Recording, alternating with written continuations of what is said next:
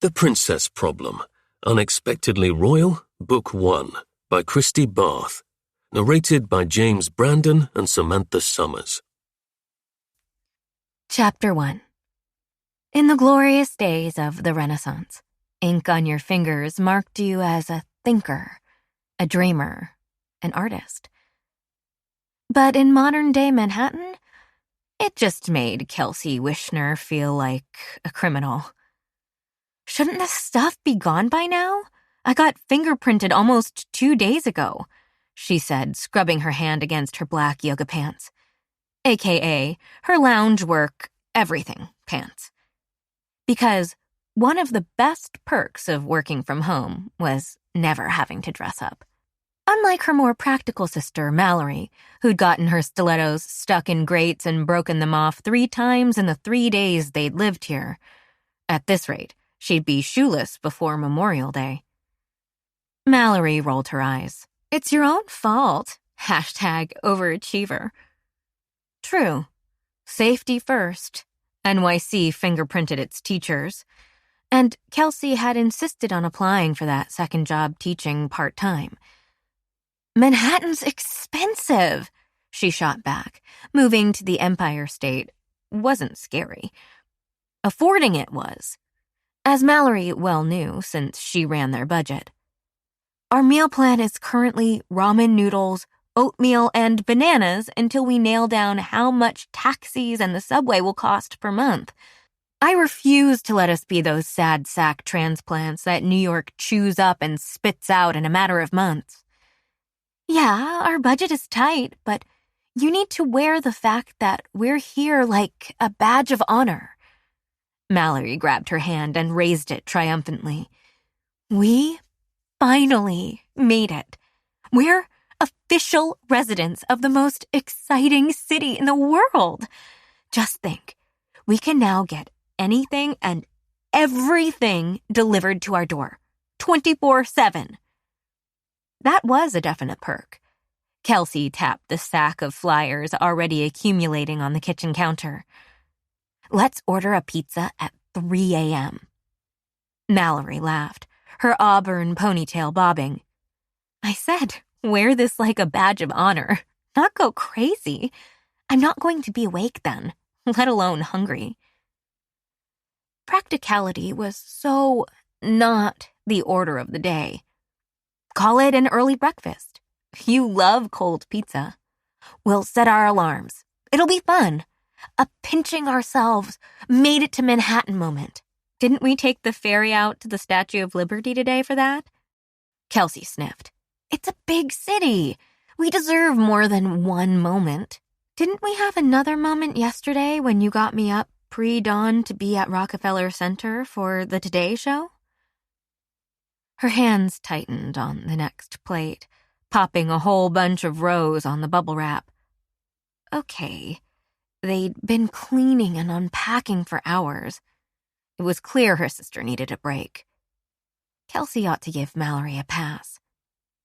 She didn't want to wait, though. She didn't want to miss a moment of watching the excitement unfold around her. Half the fun of a 3 a.m. pizza would be looking out the window to see who else was up. What sort of activity was out on the street? Luckily, a knock on the door prevented, or at least postponed, Kelsey's argument. I'll get it. Leave the chain on, Mallory said. Fair enough. They'd lived in a tiny Michigan college town their whole lives. Their street sense hadn't kicked in yet, let alone been honed. Caution was good. Boring, but good. Standing behind the door, Kelsey angled her neck to peer through the 2-inch crack afforded by the chain and promptly threw caution to the wind. In fact, she couldn't slam the door fast enough, undo the chain, and wildly beckon to Mallory as she swung it back open. Because in the hallway was a cluster of hot men. 2 of NYPD's uniformed finest, biceps bulging against the short sleeves. Behind them were 3 taller, even hotter men in suits, Dating wasn't on their New York adventure to-do list for at least a month. Mostly because Kelsey didn't want to be labeled as a naive rube, or worse, a tourist. She wanted to meet Manhattan men on a level playing field. Once she knew the subway lines backward and forward and didn't jump every time a taxi honked. She was, however, willing to reprioritize the to-do list. "Hello." "Ma'am?" The adorable, shorter cop tapped the brim of his hat. "Are you Kelsey Wishner?" I feel like I should ask why before answering. The tallest suited man, one with piercing blue eyes, elbowed the cops aside. He opened an ID holder to flash something at her. Something with his picture and a fancy golden crest. "I'm Elias Trebani.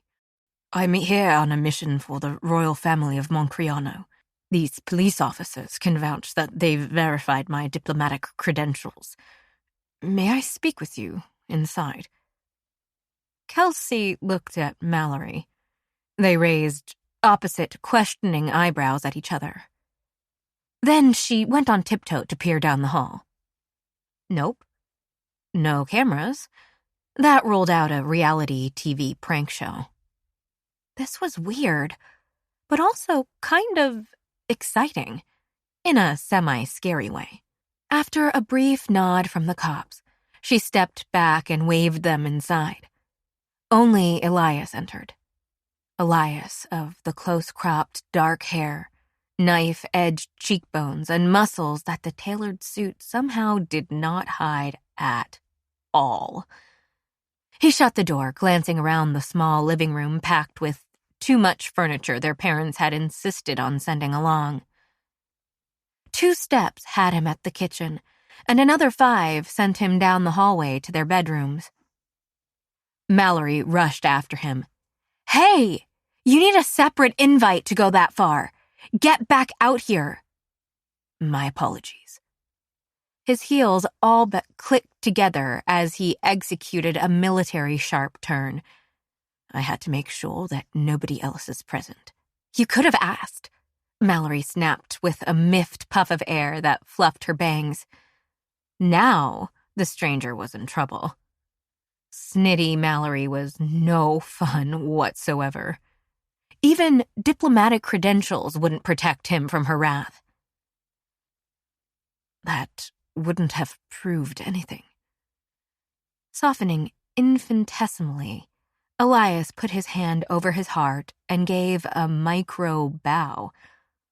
Maybe that translated to an apology in his country. "In my business, you can never be too careful." Now they were getting somewhere. "What business is that?" Kelsey asked. She noticed he was still casing the apartment.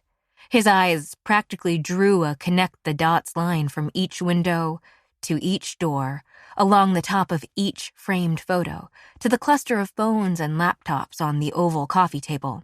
"I'm in the Royal Protection Service." Kelsey couldn't help but laugh. "Then I'm quite sure you've got the wrong apartment. There's nothing for you to protect here."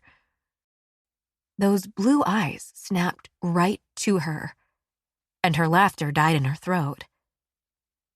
Was it possible to feel a zing just from an eye lock? "On the contrary, I'm here for you." Unexpectedly, because he'd been all business and stiff thus far, Elias roughly scrubbed a big hand across his face. "This is going to sound crazy, but hear me out." "Okay."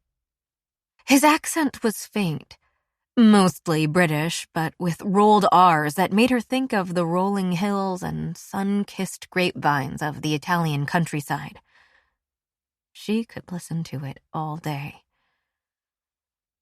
Drawing himself up into a precise line, Elias slowly said, "You, Kelsey Margaret Wishner, are the princess of the House of Villani." Mallory gasped. Kelsey shushed her.